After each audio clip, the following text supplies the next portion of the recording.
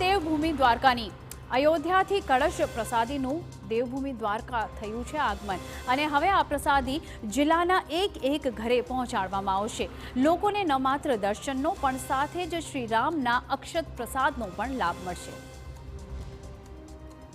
દેવભૂમિ દ્વારકા કે જે ભગવાન શ્રી કૃષ્ણની કર્મભૂમિ રહી છે, ત્યાં મર્યાદા પુરુષોત્તમ શ્રી રામના મૂળ મંદિરમાં બિરાજમાન થવાની ઘડીઓને વધાવાઈ રહી છે। વિશ્વ હિન્દુ પરિષદ દ્વારા અયોધ્યાથી 4 કળશને દેવભૂમિ દ્વારકામાં લાવવામાં આવ્યા છે। દેવભૂમિ દ્વારકામાં આ કળશના વધામણા કરવામાં આવ્યા હતા અને હવે આ કળશની જિલ્લાના એક ગામમાં યાત્રા શરૂ થશે। आज रोज अमे जगत मंदिर द्वारकाधीश ना सानिध्यमां अक्षत लेवा आव्या छीए। आ कळश छे ते अक्षत छे ते गामे गाम घरे घर पहोंचाडवामां आवशे अने भगवान श्री रामना जन्मोत्सवने વધામણા આપવામાં આવશે। તે માટે સમગ્ર વિશ્વ હિન્દુ પરિષદ ટીમ કાર્યરત છે।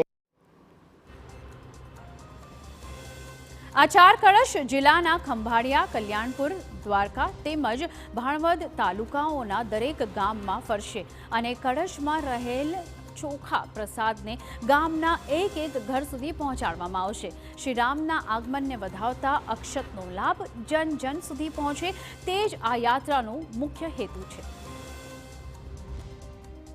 संपूर्ण भारत वर्षनी अंदर भगवान श्री राम मय वातावरण बने અને દરેક પરિવારની અંદર, દરેક ગામની અંદર ભગવાન શ્રી રામ